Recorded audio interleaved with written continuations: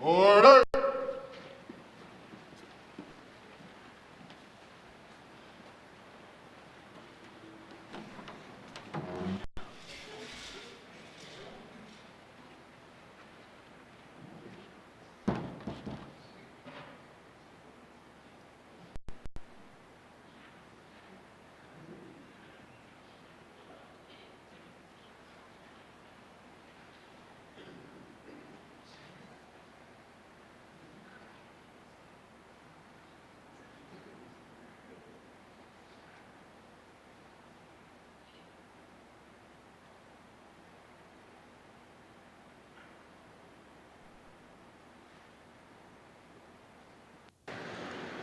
O God, may your spirit and guidance be in us as we work for the benefit of all our people, for peace and justice in our land, and for the constant recognition of the dignity and aspirations of those whom we serve. Amen.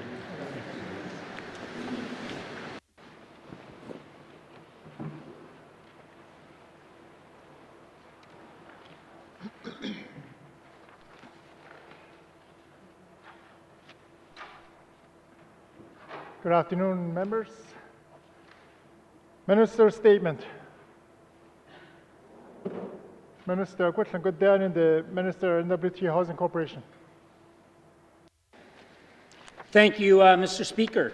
Mr. Speaker, this government has committed to working in partnership with other governments to address affordable housing requirements in support of their service delivery to the Northwest Territory residents.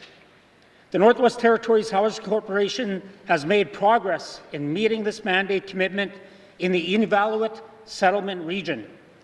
The Northwest Territories Housing Corporation and the Inuvialuit Regional Corporation have entered into a memorandum of agreement that reflects our shared goals of affordable, adequate, and suitable housing for Inuvialuit and residents of the region as a whole, as well as improving the economic and social well-being of the region's people. The agreement, officially signed September 24, 2018, will see the Inuvialuit construct 34 public housing replacement units in the Inuvialuit settlement region this year and next, with support from the federal government under their Indigenous housing strategy. Once constructed, these units are turned over to the Housing Corporation for a nominal price. They will replace aging public housing units that have reached the end of their useful lives, that are not energy efficient, and that have become too expensive to maintain. To date, 12 units have been constructed in the Inuvialuit settlement region. This includes a 4-plex project in Tuktoyaktuk, a 6-plex in Inuvik, and most recently, a duplex in Aklavik. Last month, I had the pleasure of attending the opening of the Inuvik 6-plex. I am proud of the quality of work by our partners that went into the units and benefits the project brought to the community in terms of housing, skill development, and economic opportunities. Work has started on other projects with most expected to be completed in February of 2019. Land has been identified and provided to the Inuvialuit Regional Corporation to incorporate into their plans. These projects will stimulate economic development in the Inuvialuit settlement region by adding important social infrastructure, supporting local and regional businesses, and creating a wide range of training opportunities. I am glad that the Government of the Northwest Territories has been able to work together with the Inuvialuit to forge this important partnership. The Inuvialuit Regional Corporation is truly a valued partner, and moving forward, Northerners will reap the benefits of affordable housing through this partnership for many years to come. Masicho, Mr. Speaker.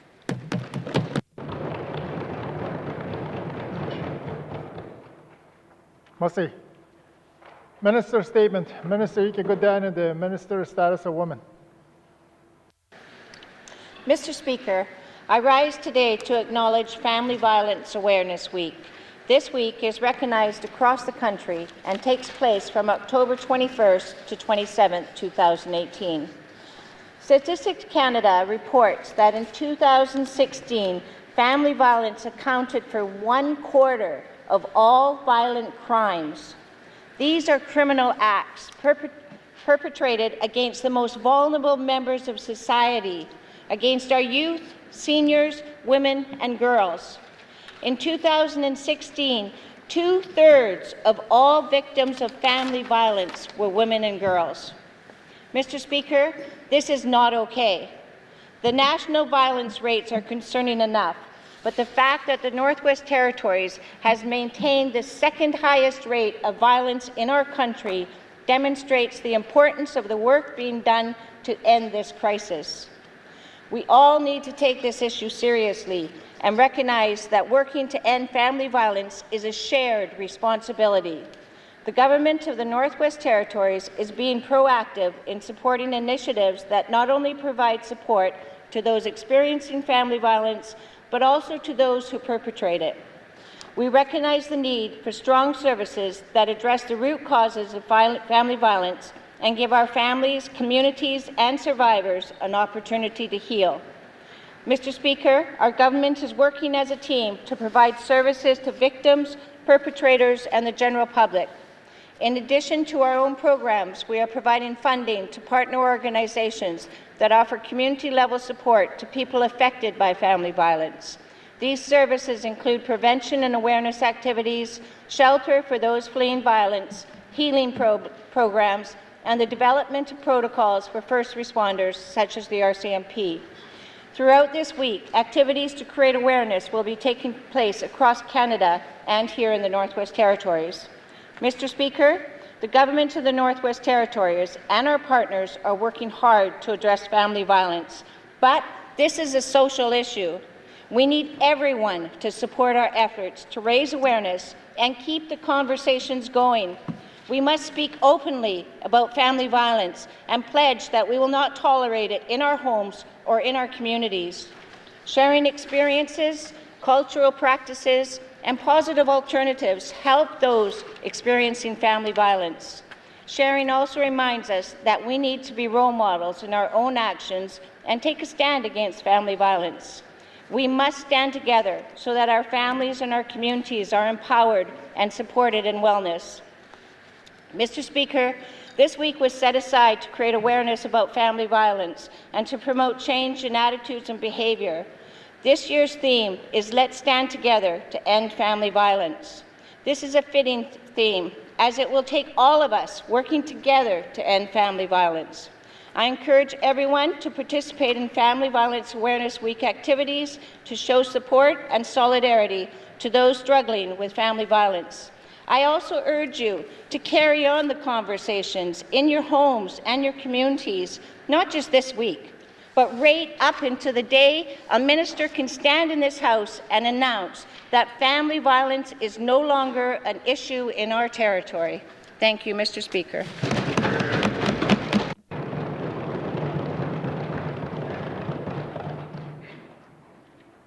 Merci. Minister statements. Minister statements. Member statement. Member for Cam Lake. Thank you, Mr. Speaker. Mr. Speaker, the United Nations Intergovernmental Panel on Climate Change report tabled in this House on October 11th of this year outlined grave consequences for the future of our planet if immediate action is not taken to mitigate the increasing global temperatures. This 1.5 degrees Celsius increase in temperature is predicted within the next 12 years, and if nothing is done, there'll be catastrophic consequences. The cost of inaction is estimated in the same report at $54 trillion by 2040, costs to the global economy. Mr. Speaker, Northerners know all too well the cost of climate change. Our homes are subject to the greatest impacts of warming temperatures, and the Arctic sees more climatic shifts than any other region. Our children and grandchildren deserve safe and secure communities that adapt to climate change and whose residents can continue to practice the traditional way of life that has been handed down throughout generations. Mr. Speaker, When the Premier signed on to the Pan-Canadian Clean Growth and Climate Change Framework, he agreed to look at ways to reduce carbon emissions in the N.W.T. Carbon pricing was only one option, and apparently the only option considered by the N.W.T. Little effort and attention was given to establishing a northern carbon market through cap-and-trade policies that could have joined with existing markets in Quebec, California, and until only recently, Ontario. Instead, this government went for new taxes and has developed a proposal that burdens our middle class with paying the costs which are the responsibility of large industrial emitters. Mr. Speaker, northern families are responsible for a mere 10% of total carbon emissions, whereas industry and transportation accounts for nearly 82% of emissions. The concerns I've heard from my constituents, hardworking Northerners already struggling to pay with ever-increasing cost of living, is they cannot afford another tax, even one that supports climate security and a sustainable future for the N.W.T. I cannot support the N.W.T's carbon pricing plan as it's currently formed. The shortcomings are too flawed, and it treats 10% emitters equivalently to 82% emitters. It does not do enough to reduce the burden to everyday families, and it fails to show clear leadership from the N.W.T on building a sustainable, clean growth economy with new investments in energy that make a difference in the lives of Northern residents. Mr. Speaker, the N.W.T has given us a Made in the North plan for carbon pricing, and now it is time for the honourable members of this House to make it better to protect the economic and environmental interests of our citizens. Thank you, Mr. Speaker.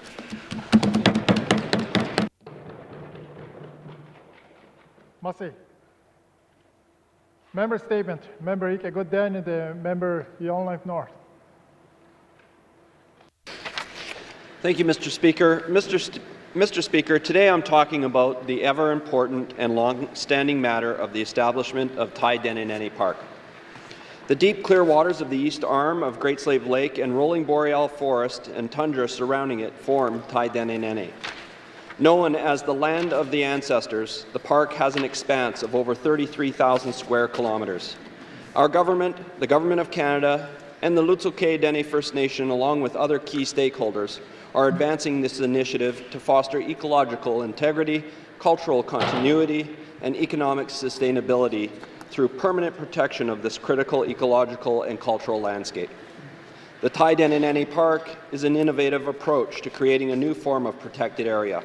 It is one that will enable Indigenous people to fulfill their responsibility as stewards and hosts of their traditional territory.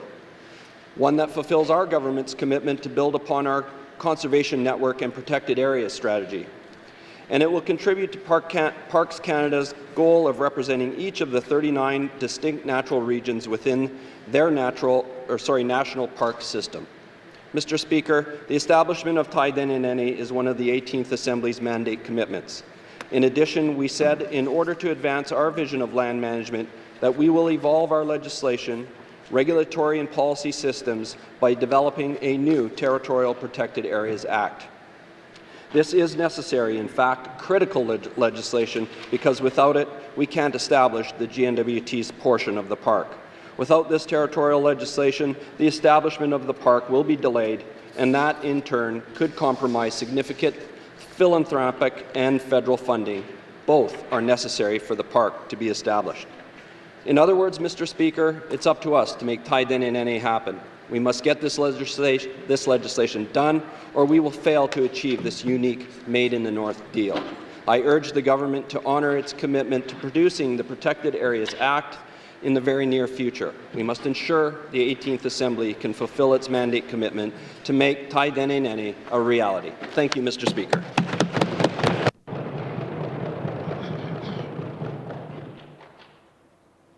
Massey. Member statement. Member Ike Godin and the member Mackenzie Delta. Thank you, Mr. Speaker. Mr. Speaker, people who aren't familiar with this government's programs might think income support means just one program. Not so, Mr. Speaker. In the Northwest Territories, our income security programs include regular income assistance, as well as N.W.T child benefit, a seniors supplementary benefit and home heating subsidy, and student financial assistance. For clients, the administrative burden of these programs can be very intimidating. Take income assistance as an example. After their initial applications, clients must regularly stay on top of their reporting forms, sometimes monthly, as well as their rent report forms, their productive choices time log forms, their childcare provider invoice forms, their disability assessment forms, and more. And that's assuming clients don't run into any problems or have any questions. As you can guess, it's not easy. In communities with local income security staff, clients have someone to turn to when they need help. Someone who can answer their questions, handle their documents, and make sure everything runs smoothly. But communities like Sigachik don't have that. Right now in Sigachik, clients of income security programs have to rely on a worker who comes in once a month from Port McPherson. When that worker isn't delayed by freeze-up, breakup, or other issues. I've been talking with the leadership in Sigachik, and this is a serious concern for the community. That's why I raise it in the House today. In the past, Mrs. Speaker, Sigachik has had a resident income support worker. The community would like to see that position reintroduced, and I'll have questions for the Minister on this matter later today. Thank you, Mr. Speaker.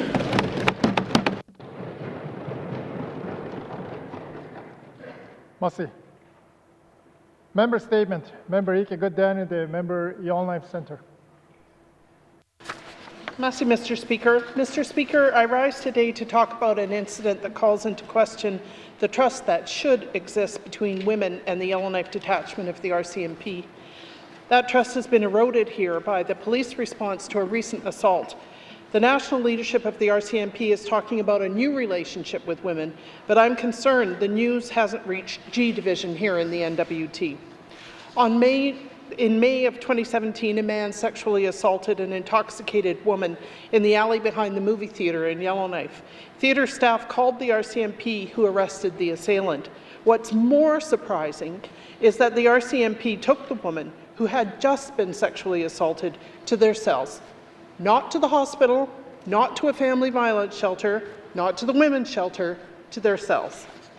Mr. Speaker, Judge Garth Mallico brought this unacceptable treatment to light when he convicted the accused in August.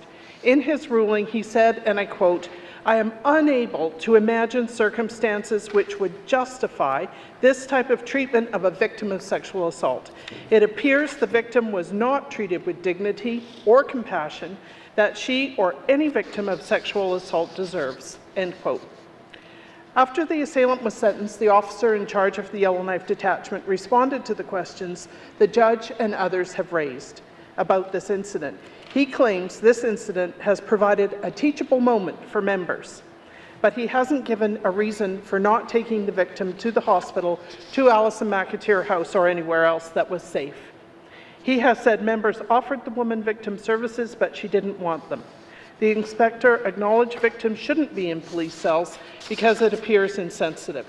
These statements, Mr. Speaker, miss the mark in terms of treating the victim with compassion and dignity. Mr. Speaker, the RCMP at the national level responded to the scandal of their handling of the unfounded sexual assault complaints by promising a new relationship with women. An action plan was released in December last year. It says, and I quote, "Sexual assault is a devastating crime that has traumatic and long-lasting effect on victims. A negative experience with police investigators can bring more trauma to victims and discourage others from reporting these crimes." End quote. Mr. Speaker, I would argue that the Yellowknife detachment has further damaged an already frail relationship with women because of their treatment of this victim, and I will have questions for the Minister of Justice. Merci.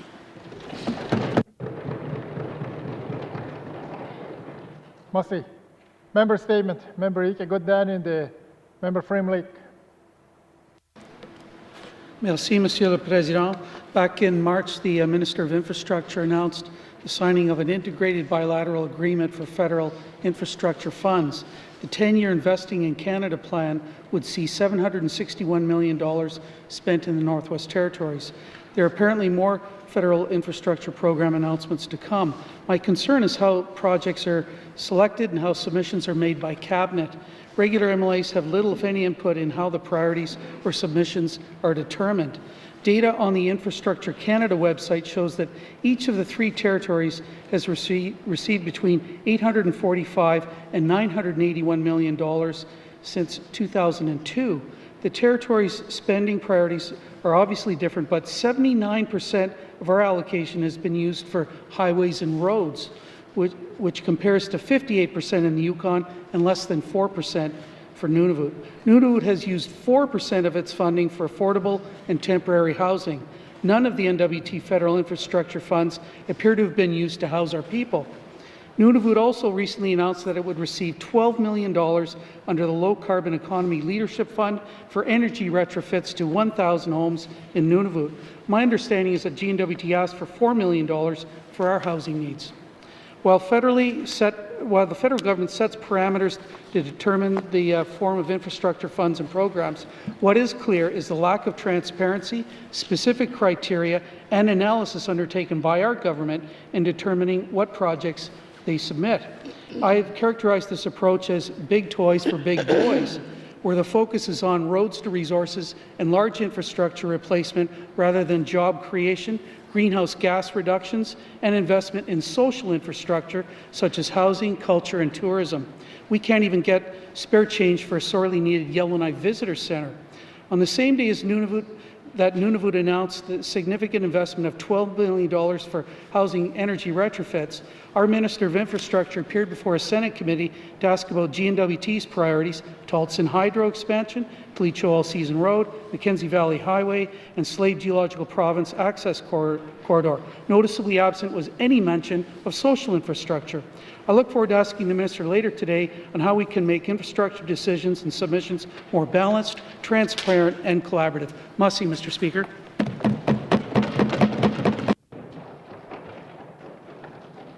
Mussy. Member statement. Member Ike Goodane, Member Tuna de Willade. Mr. Speaker. Mr. Speaker, today I wish to speak about alcohol and the effects on the N.W.T., especially on the Indigenous population.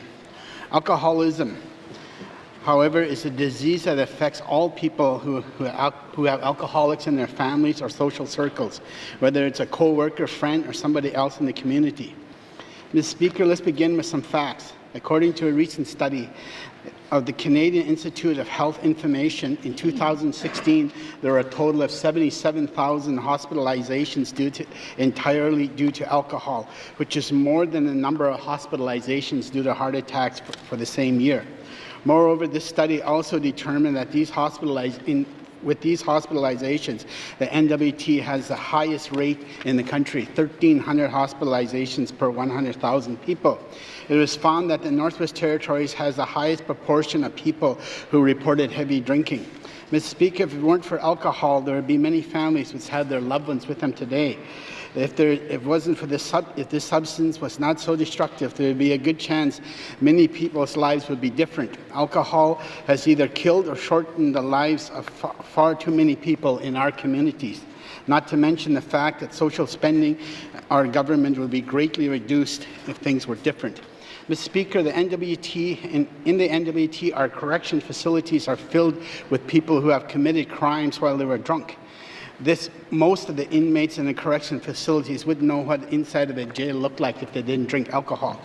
Mr. Speaker, aside from all of the pain and suffering alcohol brings to the people of the Northwest Territories, it also has deep social impact on our children that are in care.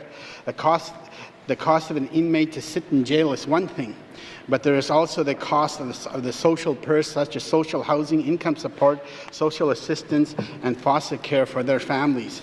Mr. Speaker, many people in my riding have experienced the effects of extreme violence due to alcohol. We must do what we can to not subject people to this violence. It is my belief and the belief of the community leaders that bootlegging is a major contributing factor in accessing alcohol in the small communities. Mr. Speaker, I seek unanimous consent to conclude my statement. Mussy. Member statements. Okay, no doubt. Such as the Kadion, Ami Kanimule.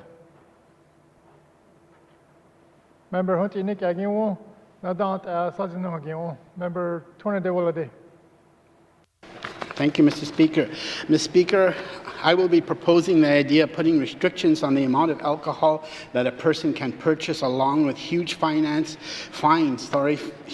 for liquor stores that sell to known suspected bootleggers. I think that most people with common sense can determine who is bootlegging in our communities. Who drinks 10 to 20 Mickeys of alcohol every day and continue to function. Today, Mr. Speaker, I'll have questions for the Minister of Finance on liquor sales. Thank you, Mr. Speaker.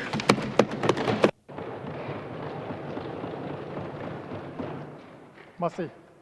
Member statement. Member Ike Godani de Member Decho. Merci, Mr. Speaker. Mr. Speaker, it's a good day, and that's a day. In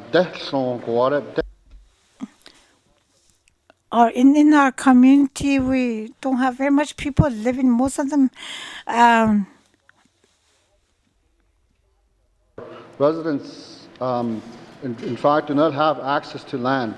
I'm talking about the lack of land availability for community development, residential, recreational, commercial, and agricultural purposes. Mr. Speaker, throughout the life of this Assembly, my colleagues and I have raised numerous issues related to land availability, such as unauthorized or untenured occupants, lack of agricultural land, and high securities burden. From a community development perspective, despite communities having community plans, they still have to apply through the Department of Lands to obtain parcels of land for critical infrastructure or residential purposes. This piecemeal approach prevents communities from obtaining the land they need. Mr. Speaker, my Yellowknife colleagues are familiar with the concerns of taking this piecemeal approach, as it prevents the city from pursuing development that takes into consideration more than a small parcel of land. Mr. Speaker, unfortunately, this is an issue for all small communities as well. For example, the Minister of Maca just signed off on Enterprise's community plan and zoning bylaws, and yet while the Department of Lands issues leases on commissioners' land within community boundaries without having to advise the community, Enterprise needs to ask for lands permission to develop land within its own boundaries. Mr. Speaker, once a community has an approved community plan and zoning bylaws, they should be able to follow their plan and bylaws without needing further permission. This added process layered delays the simplest development. Mr. Speaker, municipal boundaries are generally well defined, and communities often face barriers preventing their continuous development. I will have questions for the Minister of Lands later. Merci.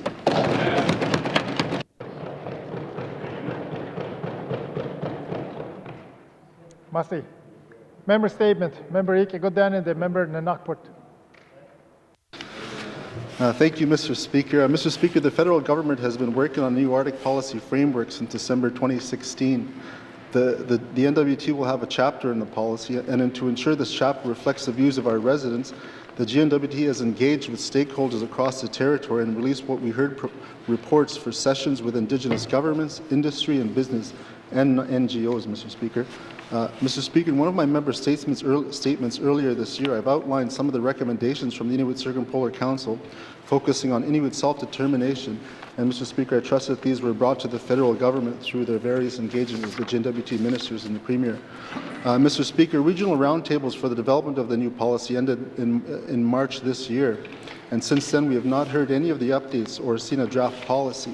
Mr. Speaker, I'm concerned that the development of this policy is taking longer than expected and remain unsure to the flexibility it contains with respect to sovereignty, peace, inclusion of local and Indigenous knowledge, and inclusion of Inuit and Indigenous people who live in the Arctic. Mr. Speaker, I believe that it's the best interest of the GNWT to include Indigenous people when building such an important framework for residents of the Northwest Territories. Mr. Speaker, later I'll have questions for the Premier.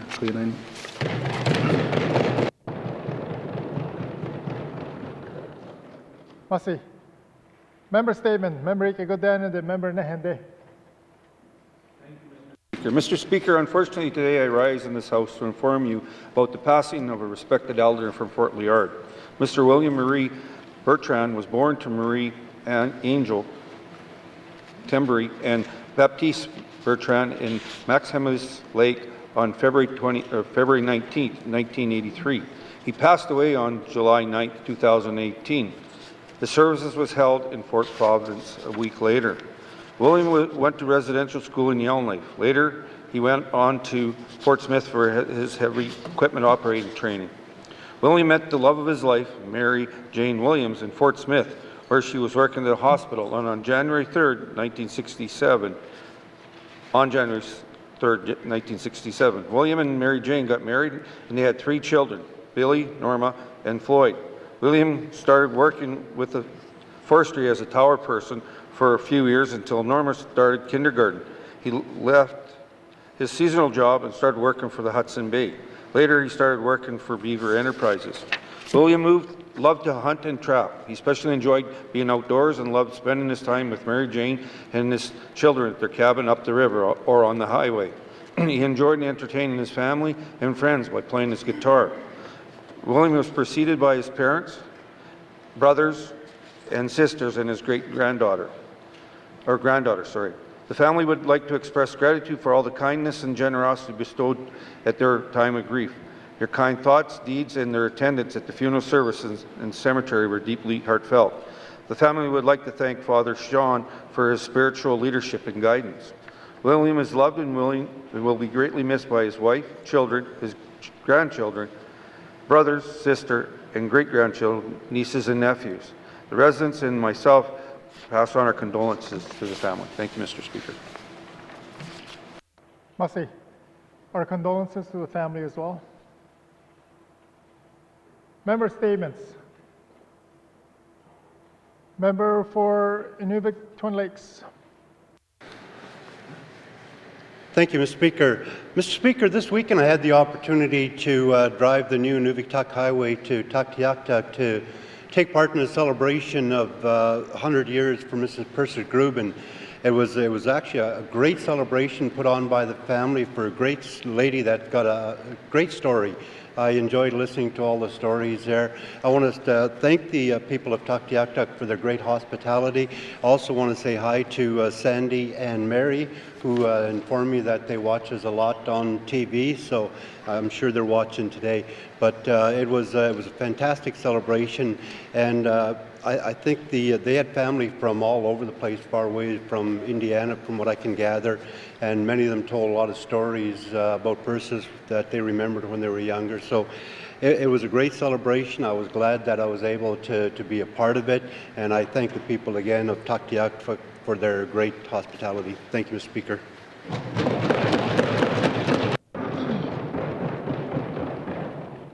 Masi, member statements. Member statements. Reports of Standing Special Committee. Reports of Standing Special Committee. Returns to oral questions. Returns to oral questions. Recognition of visitors in the gallery. Members,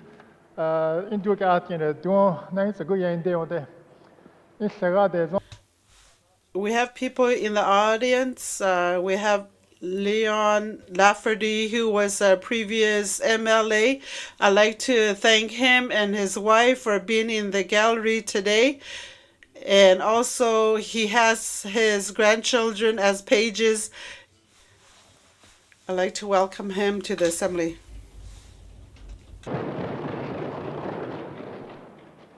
Recognition of visitors in gallery. Member for Range Lake. Thank you, Mr. Speaker. Mr. Speaker, we have a school here. We have St. Joseph School, grade 4 and 5 immersion class. 51 students up there. I'm impressed. Plus, we have teachers, Gilan and Tamara. Welcome to the Legislative Assembly. Glad to see you all here.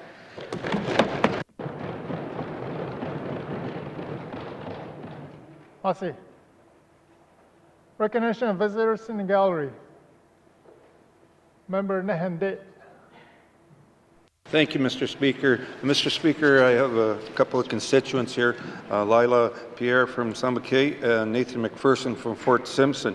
But also in the crowd is the Mackenzie Rec Association, a number of members of them, who just celebrated the 25th anniversary, and I'm very proud to recognize them here in the House. I had an opportunity to work with a number of them previously. So Jenny Hobart, Aaron Porter, Jessica Van Beesbroek, and I said her name wrong, sorry Jessica, and Dale Ludit. And thank you, Mr. Speaker.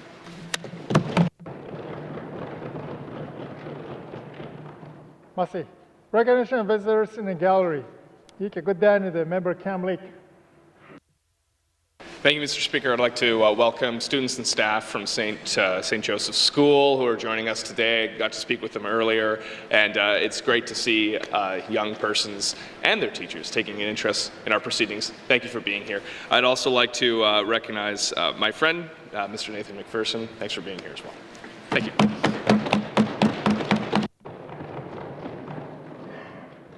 Merci. Since our recognition of some of the students are here with us, we have our very own Michael Ball's son that's here with us in the gallery, Kagan Ball. Thank you for being here with us. Merci. Recognition of visitors in gallery, member for Nunavut. Thank you, Mr. Speaker. I'd like to recognize a couple of pages from Angic School and their chaperone, Stephanie Alessiak, and the pages are Cassius Thrasher Green and Hope Gordon Thrasher. And also we have another cousin who's a page here as well, Tori Haugak. So it's good to see the youth up and coming and working at the Legislative Assembly and seeing the proceedings. And I just want to wish everybody here in the gallery a good afternoon. Thank you, Mr. Speaker. Merci. Recognition of visitors in gallery. Good day to the member Yellowknife North. Thank you, Mr. Speaker. Mr. Speaker, today I would also like to recognize Jessica Van Overbeek as the Executive Director of the Mackenzie Rec Association. Congratulations again on your 25 years anniversary. She is also a resident of Yellowknife North. And Mr. Speaker, I also want to recognize two pages that have helped us during session, Matthew Brinson and Artie Ekanali from the riding of Yellowknife North, and thank all the pages for the great contribution they make to our Assembly. Thank you, Mr. Speaker.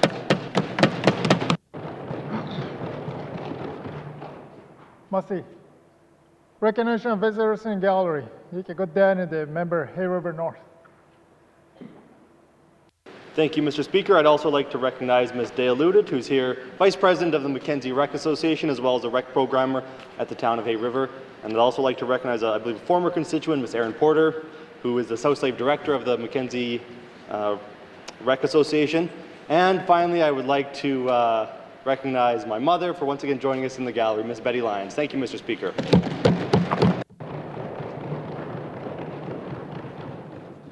Merci. Recognition of visitors in gallery. Good day to the member Inuvik Boot Lake. Thank you, Mr. Speaker. Mr. Speaker, last night I had the opportunity of attending the 25-year anniversary with the Mackenzie Recreation Association. They've done a lot of work over the years, not only for the Mackenzie Rec area, but throughout the Northwest Territories. They've been trailblazers as well as role models for our residents of the Northwest Territories. So I know we have some executive up there, we have some rec coordinators up there, and I just want to say thank you for doing all the work that you do for our youth as well as residents of the Northwest Territories. Welcome to the Legislative Assembly, and very honored to be here to recognize you. Merci. Thank you. Merci. Recognition of visitors in gallery. Good day to the member Decho. Thank you, Mr. Speaker. Mr. Speaker, I too would like to recognize Aaron Porter from Enterprise, who's also director from the South Slave on the Mackenzie Recreation Association. As well, I'd like to recognize Lila Pierre of Zambake, and also just to congratulate the Mackenzie Recreation Association for their 25th year anniversary, and welcome and merci. Thank you. Merci. Recognition of visitors in gallery. Member Ike, good day to the member Thabacha. Thank you, Mr. Speaker. I'd like to recognize Tabasha resident and former mayor of Fort Smith, Janie Hobart, who remains very active in sport and recreation in the Northwest Territories, in particular her work with the Mackenzie Recreation Association. Thank you.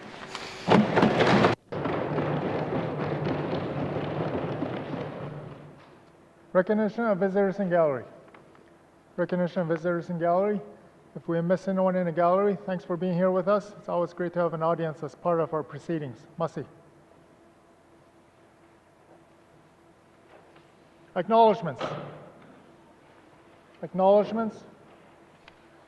Oral questions. Member for Kamloops. Thank you, Mr. Speaker. Mr. Speaker, looking at social media recently around the new cannabis commission and cannabis sales in the Northwest Territories, I saw an image yesterday posted on the commission's website saying, unfortunately, we're sold out. Product will not be available until further notice. I've received some complaints that online orders haven't shipped and no notices have been provided to residents. So after 6 days, it seems like we're having issues with the operation of our cannabis commission. Can the Minister of Finance provide some clarity on whether or not there's product left in the Northwest Territories and what the holdup is on sales? Thank you. Masi. Minister of Finance. Thank you, Mr. Speaker. Mr. Speaker, because this is new, I mean, there was going to be some hiccups, and unfortunately, we run into a few of them. As far as the product go, I mean, this is an issue that is facing the whole country. Actually, they're having supply issues across the country. We had 3 major suppliers that we were dealing with. We're actually looking to identify any more federally approved suppliers that might be able to supply the Northwest Territories with some product. Thank you, Mr. Speaker. Masi. Oral question that Kidade, Cassie member Kamloops. Thank you, Mr. Speaker. Mr. Speaker, can the Minister advise the House on what the total cannabis sales or cannabis product sales to date are? Can he provide an update? Thank you. Masi. Minister of Finance. Thank you, Mr. Speaker. Mr. Speaker, in the first 4 days of operation of legal cannabis, there was about $129,600 worth of sales. $10,900 of this was online sales, and the sales took part in all regions of the Northwest Territories. Thank you, Mr. Speaker. Masi. Oral question, Tadade, Cassie member Kamloops. Thank you, Mr. Speaker. That seems like a popular product, and it seems to be flying off the shelves. Can the minister confirm if the supply notice that was provided at the Yellowknife store, at least, if that is in fact true, if they have no more supply to offer folks in Yellowknife? Thank you. Masi. Minister of Finance. Thank you, Mr. Speaker. Mr. Speaker, my understanding that they have run out of product, as I said earlier. They're looking at trying to bring more product in from the 3 suppliers we have. If not, we'll have to go and see if we can find some other suppliers to. Again, I've been reading the news as well. I read the news every morning to see what's going to be raised in the chamber today, and I know that this is an issue that is facing the country. They're having supply issues all across the country, and once the initial rush is off, we think things will probably stabilize a bit. I'm not sure if anybody anticipated the level that was going to be needed as far as cannabis goes across the country. Thank you, Mr. Speaker. Masi. Oral question, Nundere, Cassie member Kamloops. Thank you, Mr. Speaker. So that's 30 kilos of cannabis in 4 days or 6 days. Again, it seems the demand is quite strong in the Northwest Territories, and we don't know at this point if it's an initial rush or if this is a market thing. So does the minister believe that the market is in fact? Sorry, let me rephrase that. Does this new market data give confidence to the minister that there is a viable market for cannabis in the Northwest Territories, and and how does that reflect on our current regulations for private sales? Thank you. Minister of Finance. Thank you, Mr. Speaker. Mr. Speaker, it is an indication of the use of cannabis across Northwest Territories, and while I did expect that there was going to be a bit of a rush, and I thought once it stabilized, or once the rush was over, it would stabilize a bit. But early indicators are it seems to be a product that's in high demand. And as far as the vendors go, it seems to be there is a market for vendors. They may run into the same issues that we have. However, having said that, the regulations are out. So anybody that wants to be a vendor can put their application in. Thank you, Mr. Speaker. Merci. Oral question, he could in the member Nanakput. Thank you, Mr. Speaker. Mr. Speaker, earlier I spoke about the Arctic Policy Framework and the N.W.T. chapter. I have questions for the Premier. Mr. Speaker, my first question is, how is the N.W.T. engaged with the federal government in the development of the Arctic Policy Framework to date? Thank you, Mr. Speaker. Merci. The Honourable Premier. Thank you, Mr. Speaker. The Arctic and Northern Policy Framework will be a federal document with the federal government making the financial decision on what is in it. With that said, Government of Northwest Territories officials have been actively engaged in the development of the framework document, working to ensure that territorial priorities are included. We have also been sharing drafts with our partners on the Intergovernmental Council to seek their views. Their feedback has been very helpful, and as agreed to by the IGC, N.W.T. officials have provided these views to Canada. Thank you, Mr. Speaker. Merci. Oral question, the kid at AKC member Nanakput. Thank you, Mr. Speaker. I appreciate the response from the Premier. Mr. Speaker, have the GNWT's concerns been addressed in the N.W.T. chapter of the Arctic Policy Framework? If not, what are some of the outstanding issues? Thank you, Mr. Speaker. Merci. The Honourable Premier. Mr. Speaker, I guess the biggest outstanding issue is the fact that original timelines proposed by Canada would have had the Arctic and Northern Policy Framework completed by now. However, there have been a number of delays in the process. The current schedule presented by Canada has the overarching part of the framework being released first, and then provincial, territorial, and Indigenous chapters will be developed following the initial release.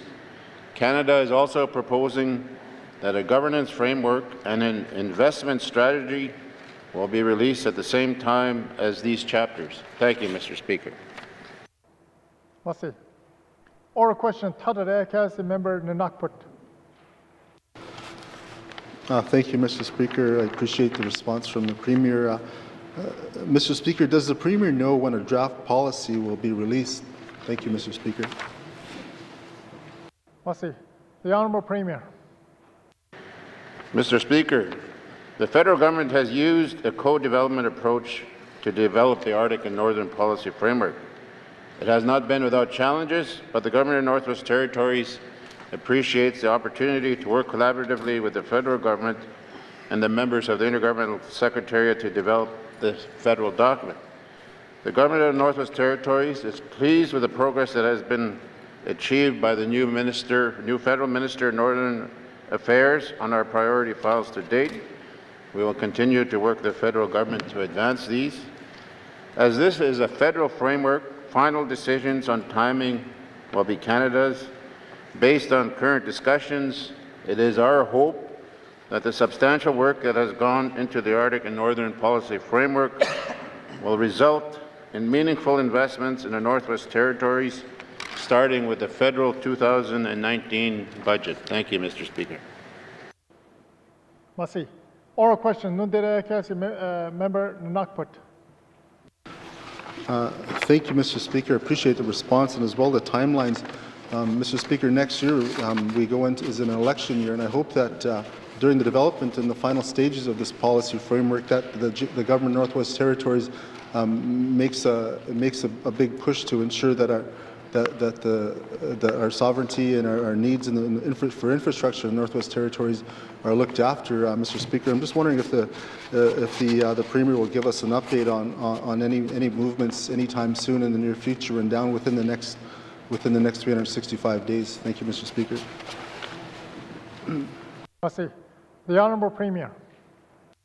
Thank you, Mr. Speaker. As we have committed previously, we are committed to providing a chapter of a Northwest Territories chapter once it is in a suitable format that can be shared. At this time, we have still yet to achieve that because the chapter keeps changing almost on a weekly basis, but we are still committed to sharing that information as soon as we reach that point. Thank you, Mr. Speaker. Merci. Oral question, the member Yellowknife Centre. Mr. Speaker, my questions are for the Minister of Justice. Has the Minister met with the RCMP to discuss the police response to the woman who was taken to the cells after being sexually assaulted? Merci. Merci. Minister of Justice. Thank you, Mr. Speaker. I can advise that several weeks ago, the minister responsible for the status of women and I met with the commanding officer and shared our concerns about these matters with him, and I believe he shared our concerns. Thank you. Merci. Oral question, member Yellowknife Centre. I'm glad to hear that meeting happened. Can you tell me whether there was any commitment to change on the part of the RCMP and how they handle women in this situation? Merci. Merci. Minister of Justice. Yes, thank you, Mr. Speaker. The member opposite referenced the RCMP report, which came out in December 2017, which advocated change on both on a national level. And I understand that the RCMP have increased training specific to sexual assault investigations, both locally and nationally. Thank you, Mr. Speaker. Oral question, member Yellowknife Centre. Thank you, Mr. Speaker, in order to encourage women to report sexual assault, the Family Violence Shelter in Whitehorse provides for third-party reporting. Cowshe's Place has staff trained to take statements from women about what happened to them and to collect medical evidence. Is the minister familiar with third-party reporting of sexual assault in Whitehorse, and is he interested in having it here? Merci. Merci. Minister of Justice. Aware of the specific program in Whitehorse, but I do know that the RCMP will continue to explore alternative options for victims to report sexual assault, such as third-party reporting. Thank you, Mr. Speaker. I'd like to remind members, wait before you speak. The light usually goes on and then you can speak after. Oral question, member Yellowknife Centre. Mr. Speaker. Mr. Speaker, according to Article 6 of the Territorial Police Agreement, the Minister will set priorities, objectives and goals for the police. So will the Minister commit to developing a more robust relationship with women with tools such as third-party reporting with the police rather than just leaving it up to them? Merci. Minister of Justice. Thank you, Mr. Speaker. I know that regular members are completing a consent law and common sexual assault myths course that was specifically set up to address issues identified in the RCMP's Sexual Assault Review and Victim Support Action Plan. Regular members will be required to have completed this course by the end of the fiscal year. So the police are moving ahead as a result of the report that was prepared that came out in December 2017, but I will continue to explore with the RCMP the possibilities of third-party reporting.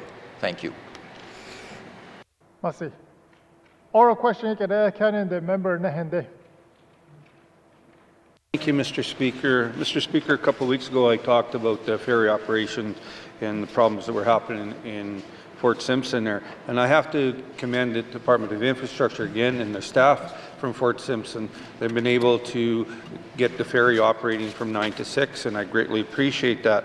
However, with water levels, and that is a big concern. So has the department done any analysis of possible solutions to alleviate this type of problem in the future? Thank you, Mr. Speaker. Merci. Minister of Infrastructure. Thank you, Mr. Speaker. And I want to thank the member for, yes, we worked with industry to extend the hours in Simpson there for an extra couple hours during the summer, and I think that's worked out great.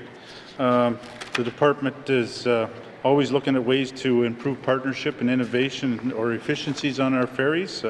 These are challenging times these days with the climate change and the water levels that are happening. The department has, this coming capital plan on his specific ferry for his region. We have in the capital acquisition plan that was tabled earlier in this session. We're going to have new engines there that's going to increase the horsepower and lower fuel consumption on that ferry. We're continuing to monitor the water levels on a regular basis. We continue to communicate with the communities, all communities and residents of Northwest Territories and the traveling public as early as possible to get the message out there of these conditions changing on a daily basis. The Liard Ferry normally closes on November 3rd, and I think with the adjustments that we've made and operating in daylight hours, we're going to continue to operate as long as possible, but it's looking very positive that we might meet that same date. Thank you, Mr. Speaker. Merci. Oral question, Kidade, Cassie member Nehende.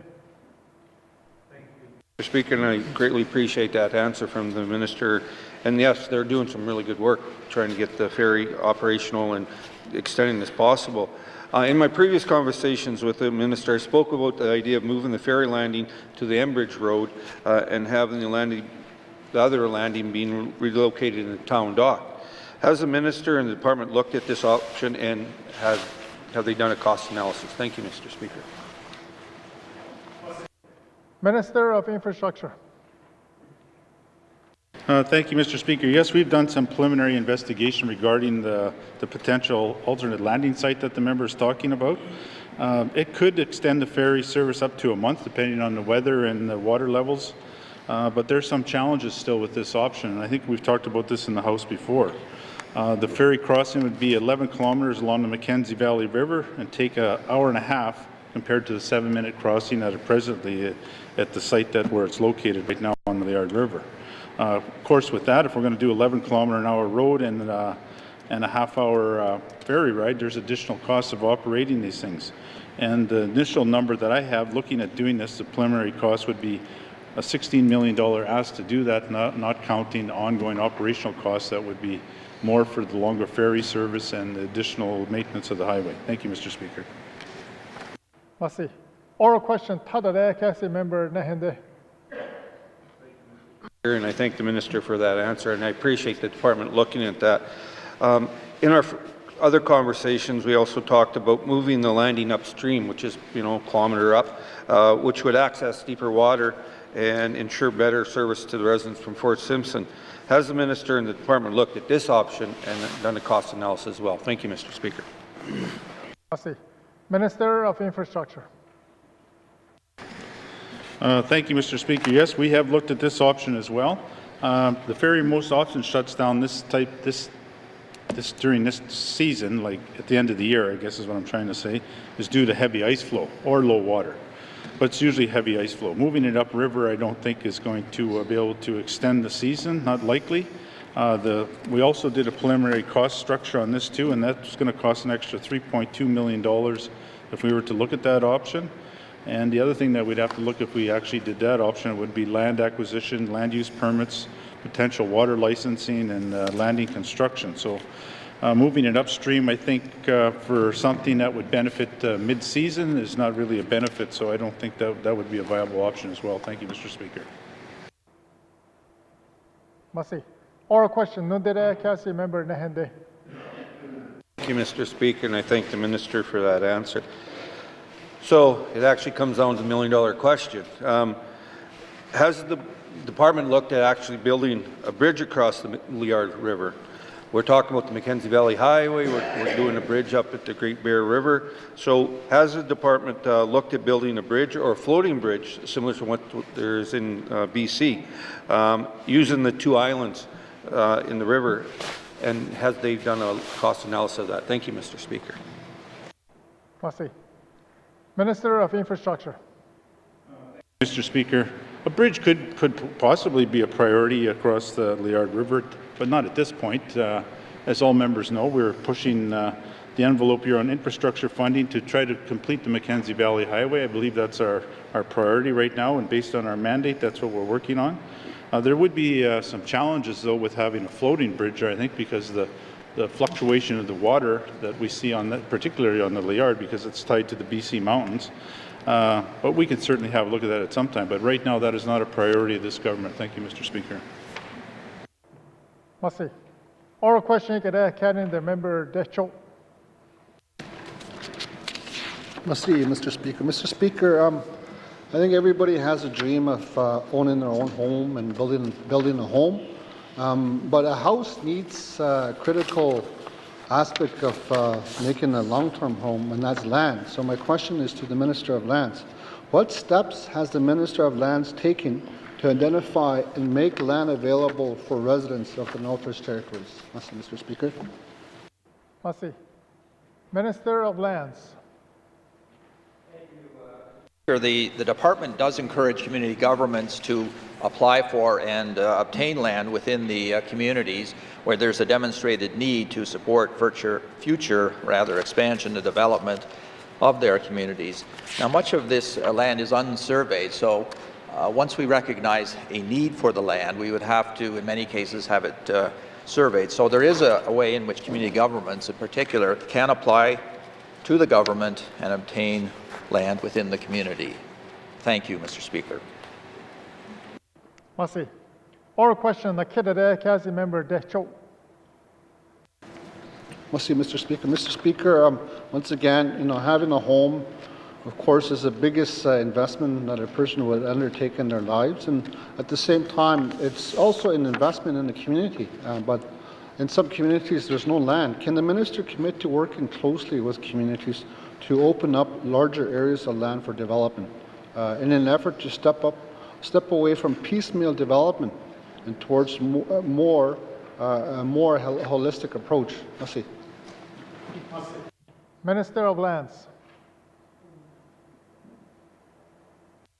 Yes, thank you, Mr. Speaker. As I mentioned, we do encourage community governments to apply for and gain title to lands, and often the proven needs or the needs of the community are identified through community plans. So communities need to develop community plans, and then applications can be made, of course, to lands, and so that would be the process to obtain more land within the communities that would be available to the general population. I know that under the land regulations, Section 9 of the Commissioner's Land Regulation, if I may read that. No interest in Commissioner's land shall be sold, leased, or otherwise disposed of unless the Deputy Minister is satisfied the applicant for the land has discharged the obligation and performed the covenants and agreements that are required of him or her before the sale, lease, or other disposal. The land is no larger in area than is reasonable for the purpose for which the land is required, and the sale or lease is fair and equitable in accordance with the public interest. So there's no general policy to turn over all Commissioner's land within the communities to the communities, but certainly we would be interested in working with the communities and receiving applications. Thank you. Merci. Oral question, member Deschaux. Thank you, Mr. Speaker. Mr. Speaker, the minister stated two interesting streams of a process that communities would undertake. One, for the purposes of residential interests, people that could apply for land. And also, the other process is also a commercial interest in communities. What's the difference between the two processes, and are they basically the same? Merci. Merci. Minister of Lands. Thank you, Mr. Speaker. As mentioned earlier, the proven need for land must be established, first of all. As to whether the process is different for commercial, industrial, or residential land, I'll have to look into that and get back to the member. Thank you. Merci. Oral question, member Deschaux. Merci, Mr. Speaker. Mr. Speaker, can the minister commit to working with MACA to review community plans and zoning bylaws together to ensure smoother land transfer to communities by eliminating additional process layers? Merci. Merci. Minister of Lands. Thank you, Mr. Speaker. Yes, of course, we would be very pleased to work with MACA to make this process move more smoothly. And certainly we do recognize that there is a need for land in the communities. I've heard that not only from the member who's asked the question, but from another member opposite. Thank you. Merci. Oral question, the member Frame Lake. Merci, Monsieur le Président. My questions are for the Minister of Infrastructure. I fully understand that the federal government sets guidelines for its infrastructure programs. My concern is with the lack of transparency on what our government submits. Is there a general call put out to departments? It's just not clear to me. Can the Minister explain how his department and Cabinet as a whole determines how and what projects are developed, reviewed and approved for submission by this government for federal infrastructure funding? Merci, Mr. Speaker. Merci. Minister of Infrastructure. Thank you, Mr. Speaker. So when infrastructure was putting forward our request for the federal dollars for the bilaterals we signed, along with all the other sources of funding that we're trying to secure, first thing we did was we checked the mandate. That's the first thing we've done. So we checked the mandate and identified the priorities that were within the mandate. We've looked at the 20-year capital needs assessment and the annual capital planning process. So that's the process we've done that. And then when we do that, we also have to look at the alignment of objectives and outcomes that the federal government has laid out for the eligibility criteria that they established for this federal funding. Thank you, Mr. Speaker. Merci. Oral question, member Frame Lake.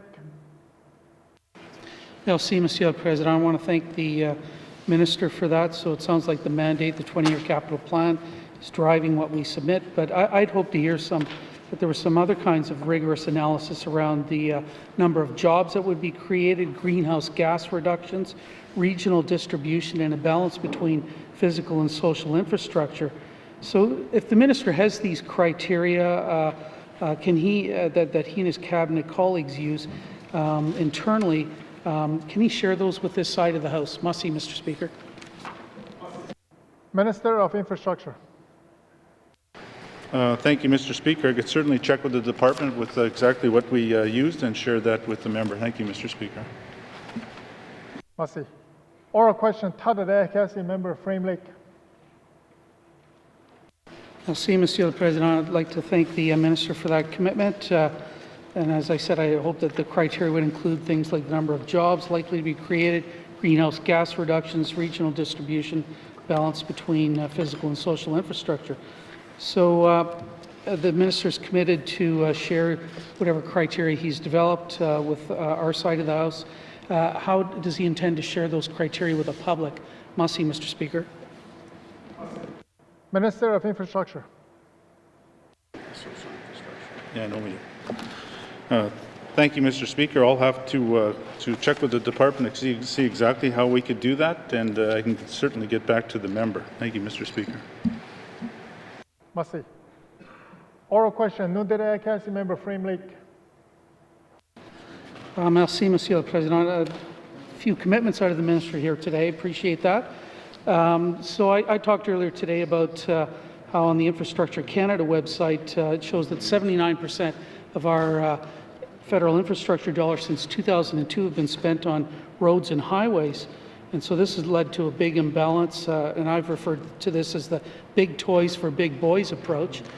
Can the Minister explain this imbalance and how he will work to ensure that more social infrastructure projects make it through Cabinet's processes and into N.W.T submissions for federal infrastructure funding? Merci, Mr. Speaker. Merci. Minister of Infrastructure. Thank you, Mr. Speaker. You know, we've had a lot of discussions in this House about where infrastructure money should go, and a lot of people believe that it should go to education, health, and housing infrastructure. When we go down to these meetings with our federal colleagues and provincial and territorial colleagues, the criteria is clearly laid out. The federal government has said that our bilaterals are for green infrastructure, public transit, social infrastructure, which is community and culture and recreational bilateral, rural northern communities, and Arctic Energy Fund. That's the criteria that I have to work with. When my fellow colleagues go down, they have to lobby for their own pots of money, be it health, the ones I just laid out, and there's federal engagements on those, and they have their own pots of money. A lot of people, and particularly this member, thinks that there's a lot of money in this program for social infrastructure, and there isn't. The criteria is clearly laid out by the federal government. We had to line up, as I said, our mandate, our 20-year capital needs, the priorities of this legislative assembly, and work with the criteria of the federal government that they give us to try to access these dollars. Now, I'm not saying that we don't go down there and argue for some stuff. We continually down there trying to fight for every dollar we can get. And thankfully to Minister Sohi, when we signed our bilateral, between myself and the finance minister, he clearly listened to us that we don't want it on a per capita basis. We wanted base funding plus, and he did that. And we got more money than the Yukon, none of it PEI. So we did very well on our bilaterals, but there seems to be this notion that we can just take these pots of money, this $570 million, and spread it around the Northwest Territories wherever we want, and we can't. That's not how this program works. We have to work within what they've laid out, and we will continue to do that. Thank you, Mr. Speaker. Merci. Oral question, the member Trinity Willoughby. Mr. Speaker, in my member statement, I talked about the impacts of alcohol in our small communities, or I guess impacts of alcohol in all our communities. Probably know the answer to this, but I'm going to ask the Minister of Finance if he could look at the possibility of reinvesting some profits directly into the issues of the impacts of alcohol in the communities. Thank you. Merci. Minister of Finance. Thank you, Mr. Speaker. Mr. Speaker, I completely agree with the member that alcohol is a widespread problem all across Northwest Territories, all walks of life, and I believe it's something that we need to continually battle. It's affected probably everybody in this building, and I'm sure most families in Northwest Territories have been affected and are still being affected by alcohol. And but having said that, the money that we get from alcohol sale goes into general revenue, and that money that's in general revenue is then used to deliver a lot of the programs across Northwest Territories, including those that are specifically designed for mental health and addictions. Thank you, Mr. Speaker. Merci. Oral question, Cassie member Trinity Willoughby. Thank you, Mr. Speaker. Mr. Speaker, one of the key issues in the communities is bootlegging. And I know that the government put some money into general revenues and it is rolled out, and I know that the social envelope gets their fair share. But I'm not sure that there's anything that in there at all, in all of government, that directly combats bootlegging. I'd like to ask the minister if is there any possibility that there could just be a pot of money that comes from the sale of alcohol, hearing what he just said, but if they could reconsider this and putting something directly into combat bootlegging. Thank you. Merci. Minister of Finance. Thank you, Mr. Speaker. Mr. Speaker, member is correct. Bootlegging is widespread across Northwest Territories. Unfortunately, we'd not like to see that, but it is a fact of life. I think the law enforcement have been doing a good job in trying to crack down on some of the illegal bootlegging or the illegal sale of alcohol.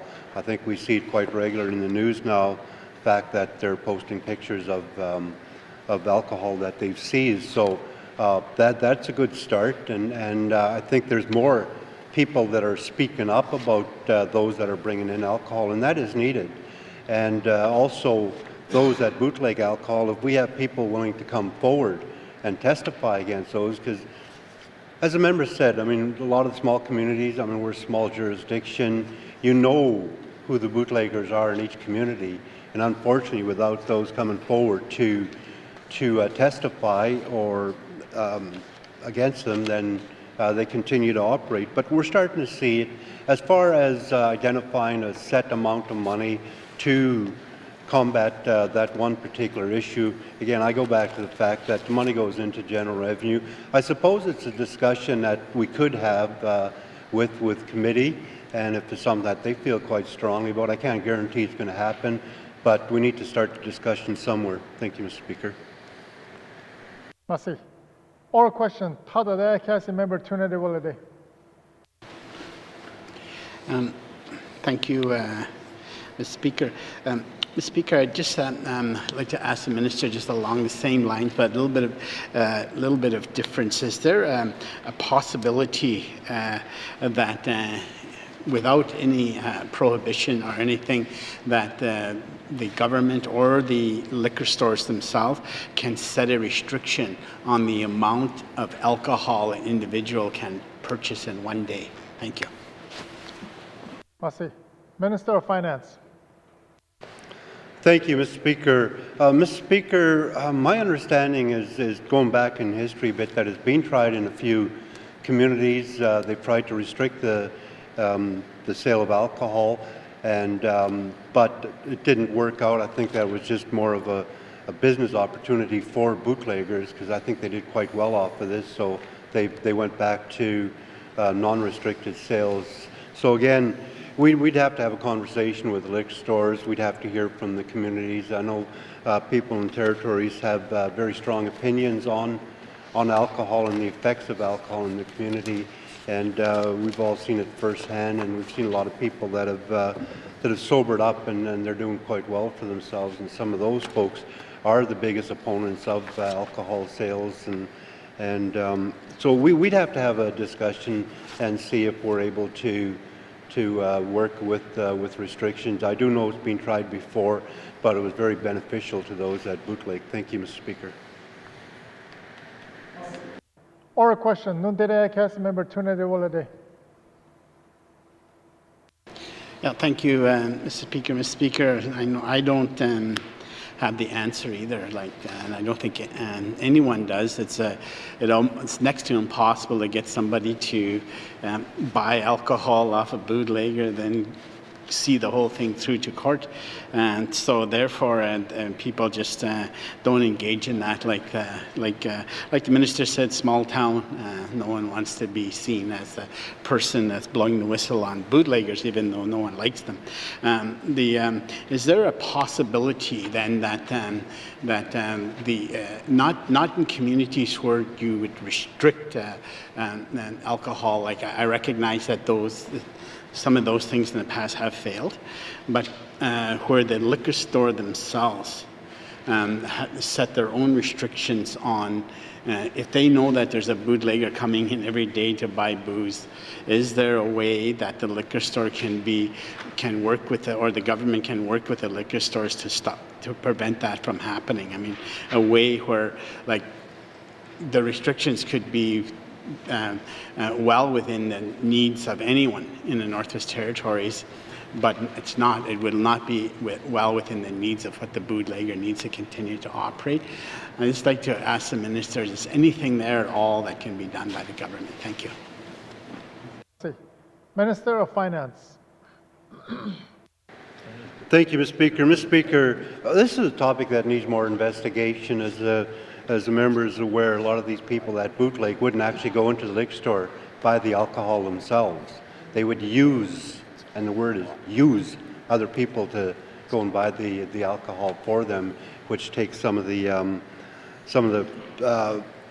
pressure off of them. So they have ways that they work around it, and I think restrictions have been tried before.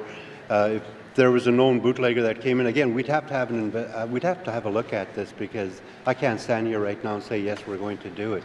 Well, I'm just pointing out reality is that they use a lot of different people to go and get their supply for them, and then they sell it. So it is something that is widespread, or not. It is widespread, and something that we'd not like to see happen. And we'd like more people to stand up and take a stand against this. And good on some of the folks in the communities that battle alcohol and the effects it has on our communities. All the power to them. And if there's any support that we can provide them, that it's something that this government should consider. Thank you, Mr. Speaker. Oral question, Cannon, the member Yellowknife North. Thank you, Mr. Speaker. Mr. Speaker, earlier today I spoke about the Tai-Dene-Nene and the critical path towards finalizing the establishment of that unique park. My questions today are for the Minister of Environment and Natural Resources. We have, as you know, 3 main participants taking place in the establishment of that park, N.W.T First Nation, Parks Canada, and of course ourselves. There's a lot of, call it milestones and obligations that we have to meet in order to establish this park. I'd just like to ask the Minister, can he advise if the Government of the Northwest Territories has in fact fulfilled all its commitments to make the park a reality? And I'm not talking necessarily about the protected area strategy. I'm talking about all the other benchmarks and commitments that we have to meet as a territorial government. Thank you, Mr. Speaker. Minister of Environment and Natural Resources. Thank you, Mr. Speaker. Mr. Speaker, the establishment of TDN does remain a priority of the N.W.T and a mandate for the Department of ENR. Regarding TDN establishment, we are in active negotiations with N.W.T, other Indigenous governments, as well as Parks Canada. All the negotiations are proceeding in a timely fashion. We are hoping that we are hopeful that all agreements will be signed off in 2019 prior to the end of the life of the 18th Legislative Assembly. Thank you, Mr. Speaker. Merci. Oral question, Akita Cassie, member Yellowknife North. Thank you, Mr. Speaker, and I'd like to be hopeful too, and I really appreciate the Minister's reply, and certainly we do want to meet this mandate obligation. It is of the utmost highest priority. Mr. Speaker, we just recently had a presentation from LKDFN with regard to Tai-Dene-Nene, and in there they estimated that there could be up to 18 jobs for the N.W.T First Nation, most of which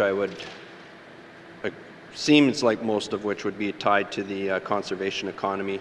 I'm just wondering, can the Minister let us know if, aside from those 18, are there specific jobs that might be tied directly to the N.W.T, and if so, what are those and how many would there be? How many are we anticipating? Thank you, Mr. Speaker. Merci. Minister of Environment and Natural Resources. Thank you, Mr. Speaker. Mr. Speaker, this is a possibility. Once TDN is established, a management plan will be developed and which will better inform the staff complement for the protected areas. So I wouldn't be able to tell the member right now how many jobs that we're hoping to create out of this, or planning on creating out of this. Once a management plan is developed, then we'll have a better understanding of the number of jobs and the type of jobs that are going to be available. Thank you, Mr. Speaker. Merci. Oral question, Untitled Chapter, member Yellowknife North. Thank you, Mr. Speaker. Mr. Speaker, the Minister talked earlier about that we're hopeful in terms of meeting all of our obligations to establish this park in the life of this Assembly. Can the Minister maybe provide a little bit more detail and maybe speak a little bit more to specific timelines and what maybe the next steps might be? Thank you, Mr. Speaker. Minister of the Environment and Natural Resources. Thank you, Mr. Speaker. Mr. Speaker, the negotiations are ongoing. The negotiations will conclude with the signing of the land transfer agreement with Parks Canada, as well as other agreements with IGOs as required. The N.W.T, now this is a different word, is confident instead of hopeful, is confident that these agreements will be concluded within the life of the 18th Legislative Assembly. Thank you, Mr. Speaker. Merci.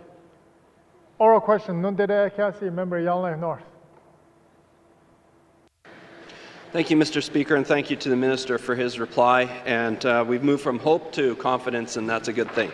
But there is a missing piece, Mr. Speaker, and that leads me to ask the Minister about can he update us and this Assembly on the current status of the Territorial Protected Areas Act, and are we as confident in having that piece of legislation passed so that we can enable the establishment of this park? Thank you, Mr. Speaker. Merci. Minister of Environment and Natural Resources.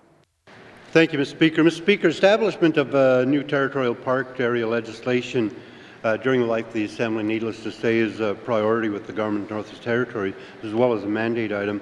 Collaborative effort process with the Indigenous government organizations, other levels of government and stakeholders has been undertaken to gather input needed to develop this important piece of legislation. The work continues.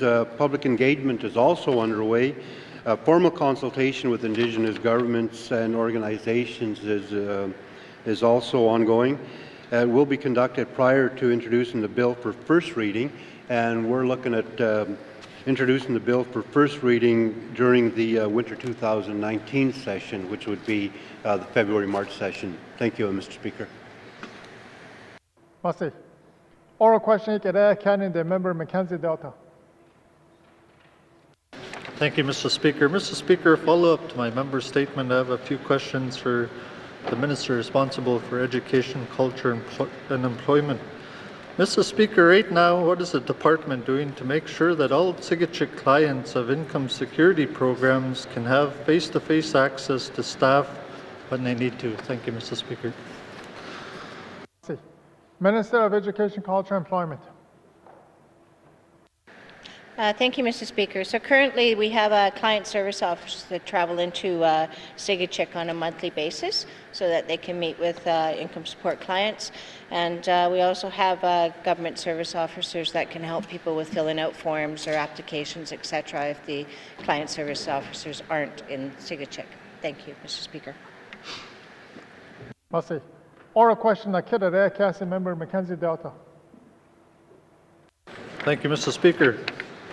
Mr. Speaker, the number of income assistance cases and the number of income assistance beneficiaries in Sigachik has increased over time. We're also hearing from community leadership that a local dedicated staff person is necessary for practical purposes. What other information does the department need to build a business case to reintroduce this position into the community? Thank you, Mr. Speaker. Minister of Education, Culture and Employment. Thank you, Mr. Speaker. Customer service is a priority within all government departments.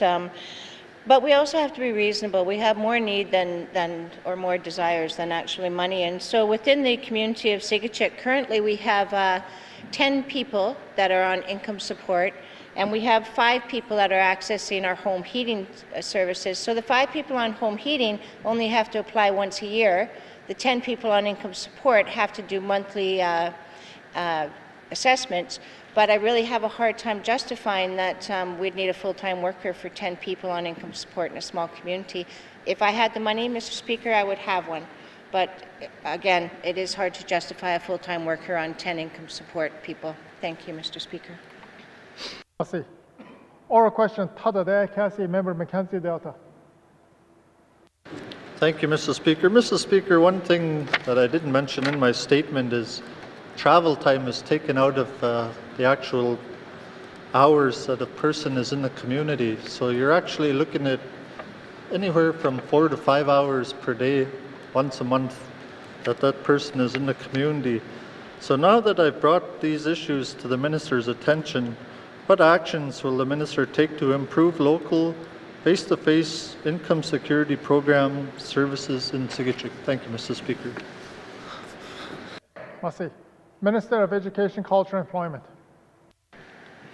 Thank you, Mr. Speaker. Since the member brought it up, there must be an issue with it. So I'm more than willing to sit down with the member and discuss what their community is actually seeing as barriers.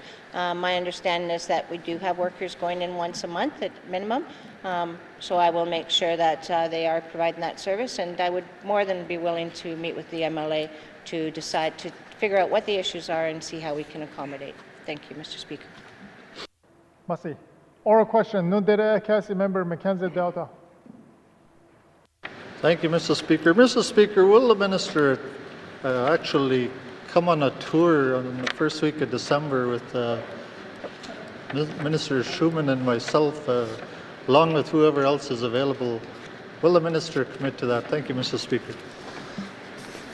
Merci. Minister of Education, Culture, and Employment.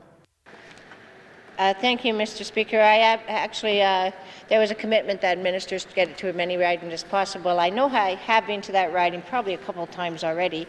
I'm not sure if it's on my agenda for December. I do know that I am booking up until February, but if I am available, then I would be more than honored to visit the riding. Thank you, Mr. Speaker.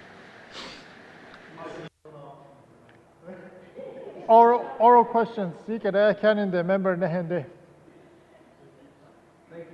Speaker. Mr. Speaker, last week I was asking questions of the Minister of Lands about cabins and squatters and Aboriginal rights and that. And I'd have to thank the Minister for following up and providing me furthermore information.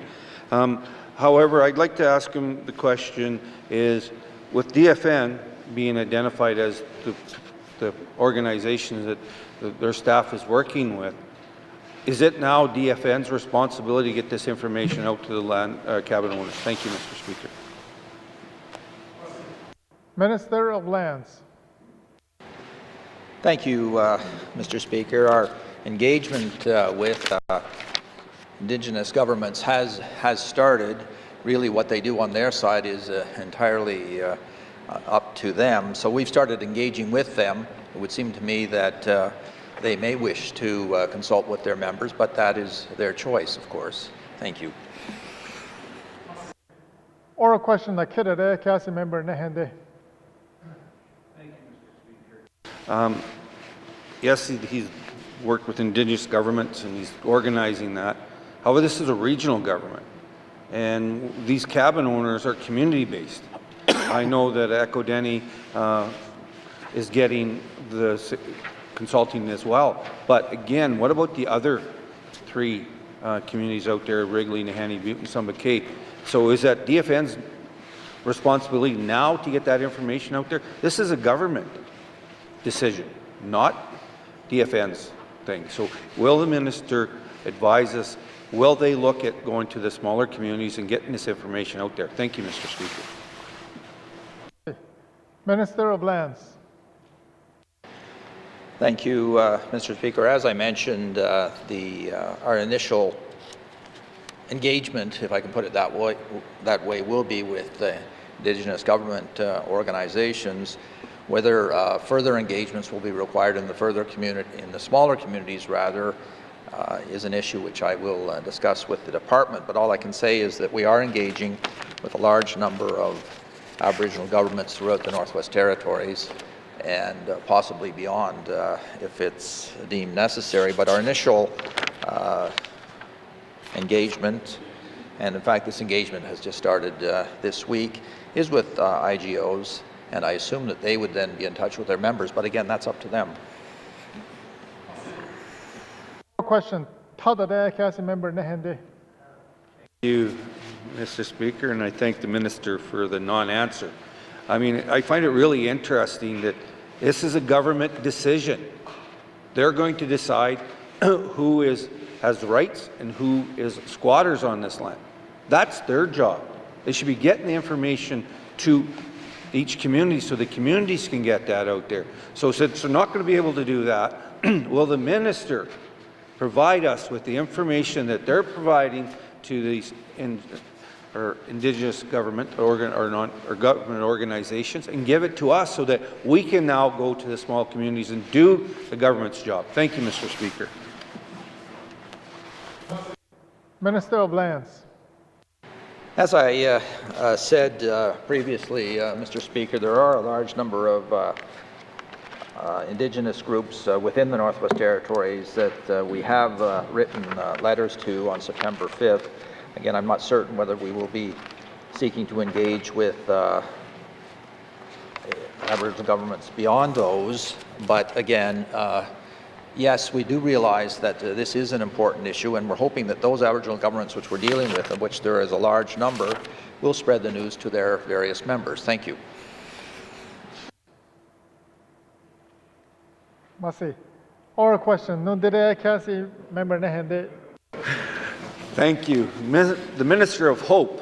I mean, every time I ask him a question, we get this hope answer. I hope something will happen. I'm hoping this. This is the government of the Northwest Territories, not the Indigenous government, not DFN. This is the government of the Northwest Territories' responsibility. So the question I asked the minister, will he give us the same information that he's given to these Indigenous government organizations so that we can go out there and get that information to them? I'm not asking him to say, hope that those other organizations are going to do it. I'm actually hoping that they will get me that information so I can share it with my constituents. Thank you, Mr. Speaker. Hope.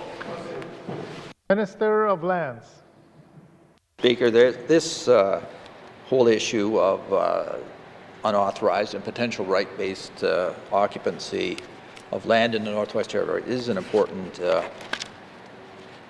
issue for this government. Our initial contact, our initial engagement is with Indigenous governments, and that's where we're at this stage. Thank you, Mr. Speaker. Merci.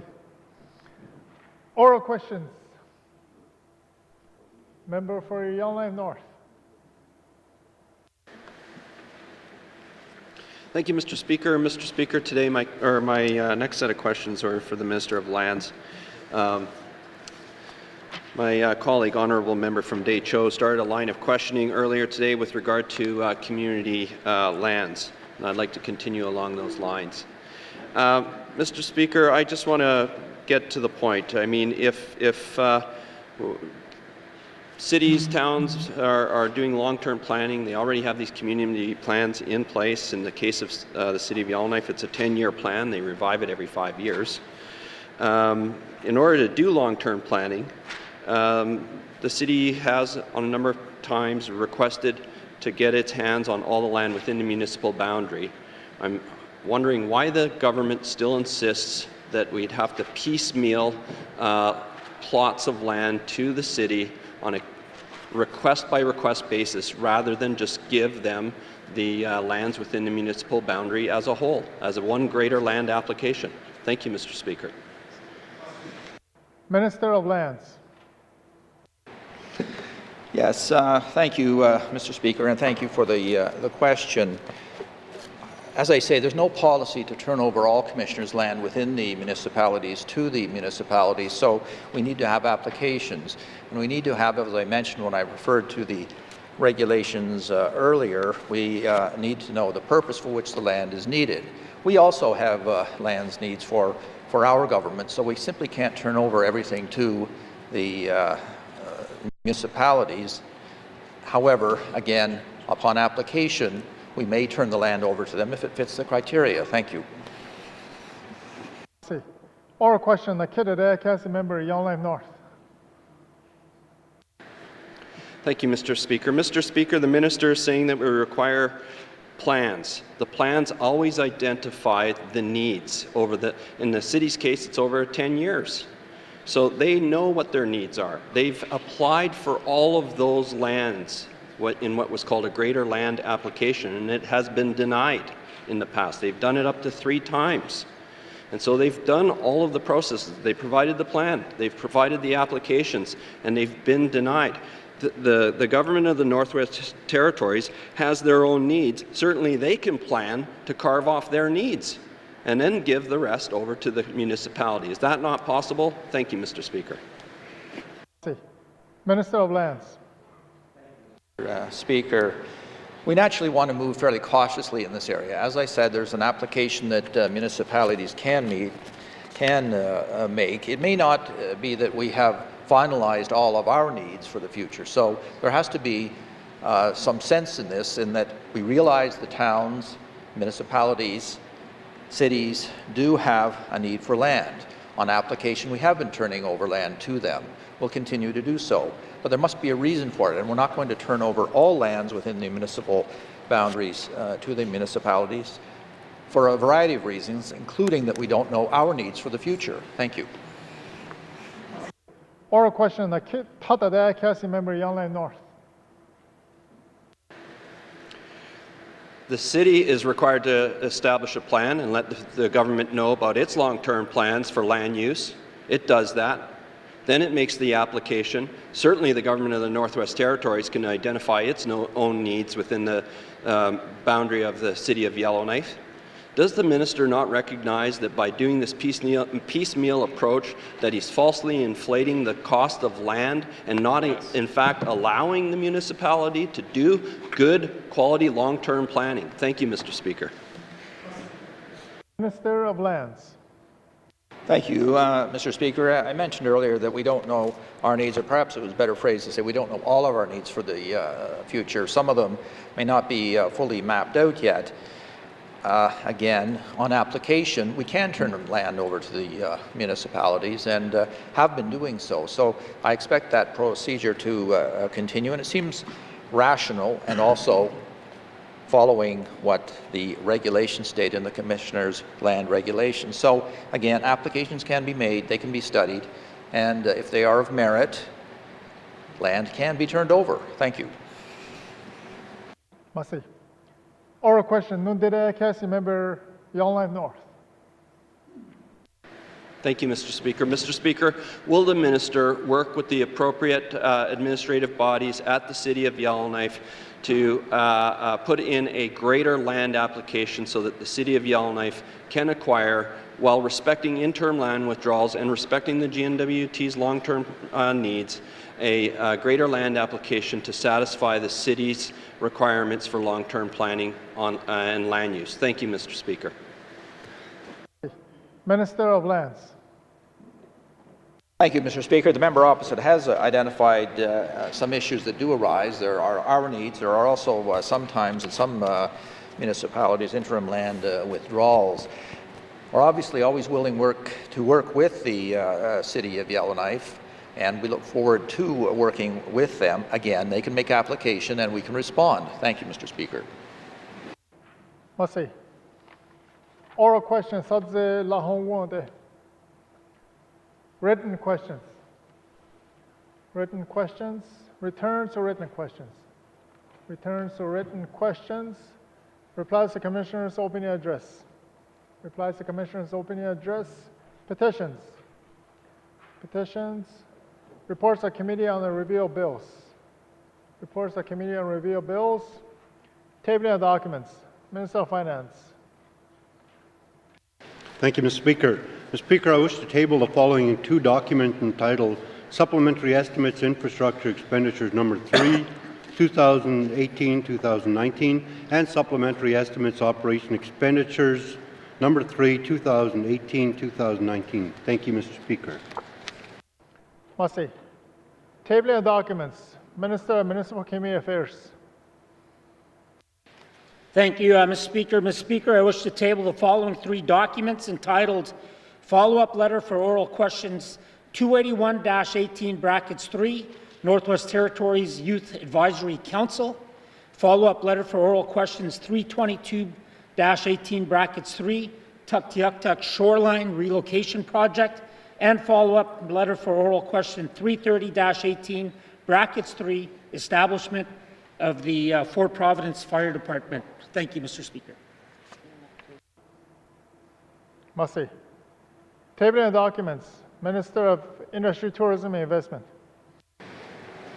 Mr. Speaker, I wish to table the following documents entitled Northwest Territories Environmental Studies and Research Fund Annual Report and Budget 2017-18, in pursuant to Section 98 of the Petroleum Resource Act and N.W.T. Oil and Gas Annual Report 2017. Thank you, Mr. Speaker.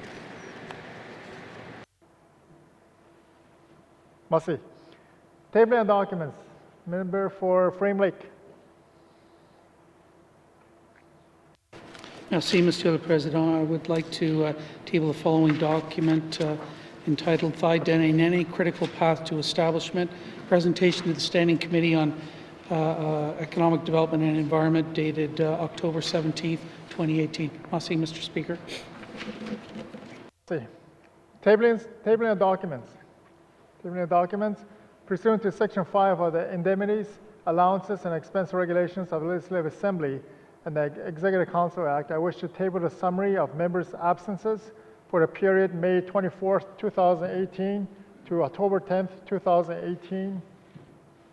And also, I wish to table the report of the Auditor General of Canada to the Northwest Territories Legislative Assembly 2018, Independent Auditor's Report Child and Family Services, Department of Health and Social Service, and Health and Social Service authorities. Merci. Notices of motion. Notices of motion. Notices of motion for first reading of bills. Member for Frame Lake. Merci, Monsieur le Président. I give notice that on Thursday, October 25th, 2018, I will move that Bill 24, an act to amend the Elections and Plebiscites Act, be read for the first time. Merci, Mr. Speaker. Merci. Notices of motion for first reading of bills. Notices of motion for first reading of bills. Motions. Motions. First reading of bills. First reading of bills. Second reading of bills. Second reading of bills.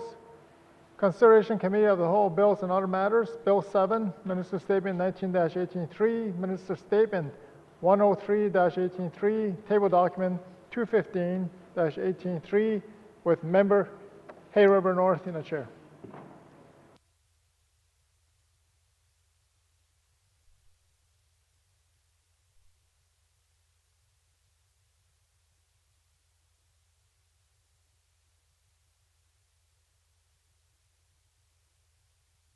I'll call Committee of the Whole to order. What is the wish of committee? Mr. Testart. Thank you, Mr. Chair. The committee would like to consider Bill 7, Chartered Professional Accountants Act, and Minister Statement 103-18(3), Marine Transportation Services. Thank you, Mr. Chairman. Thank you, Mr. Testart. Does committee agree? Thank you, committee. We will consider the documents after a brief recess.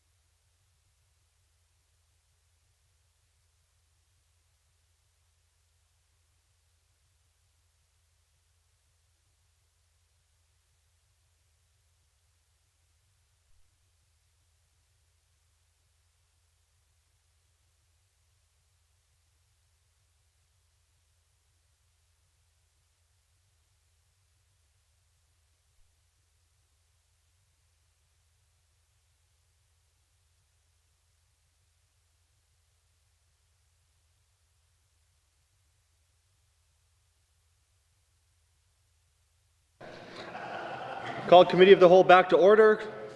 Committee, we have agreed to consider Bill 7, Chartered Professional Accountants Act.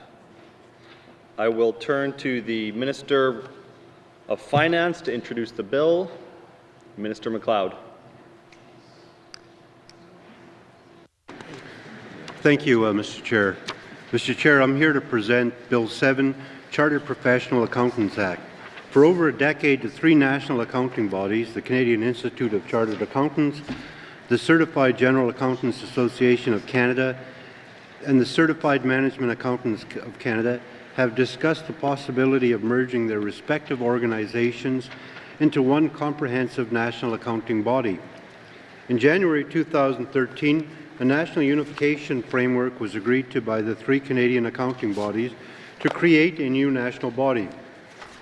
Chartered Professional Accountants Canada, or CPA. Following this lead, in May 2013, the three professional accounting bodies of the Northwest Territories and Nunavut developed their own merger proposal to unify as a single professional accounting organization. Towards these efforts, the Government of Northwest Territories Administration has worked closely with Nunavut and the N.W.T. Nunavut CPA Transition Steering Committee to develop Bill 7. All three parties collaborated to propose legislation that contains similar content of legislation passed in other jurisdictions while recognizing the needs of a small jurisdiction like the N.W.T. and Nunavut. This joint legislation with Nunavut proposes to establish a new Chartered Professional Accountants Act in the Northwest Territories and Nunavut and provides a legislative framework for CPA N.W.T. Nunavut to be a self-regulating body. The three legacy acts, Institute of Chartered Accountants Act, the Certified General Accountants Act, and the Society of Management Accountants Act, would consequently be repealed upon the new CPA Act coming into force. Should the legislation be passed, the N.W.T. and Nunavut would join all other Canadian provinces and the Yukon who have already passed similar legislation. That concludes my opening remarks, Mr. Chair. I am prepared for any questions members may have. Thank you, Mr. Chair. Thank you, Minister. I will next turn to the Chair of the Standing Committee on Government Operations, which is the committee that reviewed this bill, Mr. Testart. Thank you, Mr. Chair. The Standing Committee on Government Operations is pleased to speak to our review of Bill 7, Chartered Professional Accountants Act. Bill 7, sponsored by the Department of Finance, merges the three professional accounting bodies currently operating in the Northwest Territories and Nunavut, following the lead of the three related national accounting bodies that merged in 2013. Bill 7 will repeal three existing N.W.T. statutes and replace them with a single new Chartered Professional Accountants Act. The bill is being coordinated with legislation in Nunavut to allow members of the newly merged body, the Chartered Professional Accountants of Northwest Territories and Nunavut, known as CPA, N.W.T. and U, to operate as one in both territories. A public clause-by-clause review was held on October 10th, 2018. This meeting had been deferred previously when our law clerk brought to the attention of the committee a concern shared by the law clerk in Nunavut that Clause 2 of Bill 7 raises a significant legal matter. As drafted, the bill proposed to establish the CPA, N.W.T. and U as a single statutory corporation rooted in both jurisdictions, without stating in which jurisdiction the corporation is created or pursuant to whose laws. I am pleased to report that our law clerk, legislative drafters in the Department of Justice, and the law clerk in Nunavut have collaborated on amendments to resolve this concern, which were brought forward as motions and concurred with by the Minister of Finance. I am further pleased to report that the Honourable Minister advised the committee that the organizations amalgamated under the CPA, N.W.T. and U have been consulted on these proposed changes and are supportive of the recommended approach. I wish to thank everyone involved for this collaborative effort to ensure that we enact the best and most sound legislation possible. Individual members may have additional comments or questions as we proceed with consideration of this bill. Thank you, Mr. Chair. Thank you, Mr. Testart. Minister, do you have witnesses you wish to bring into the chamber? I do, Mr. Chair. Thank you, Minister. Sergeant at Arms, please escort the witnesses into the chamber. And Minister, you may take your seat at the witness table with your witnesses.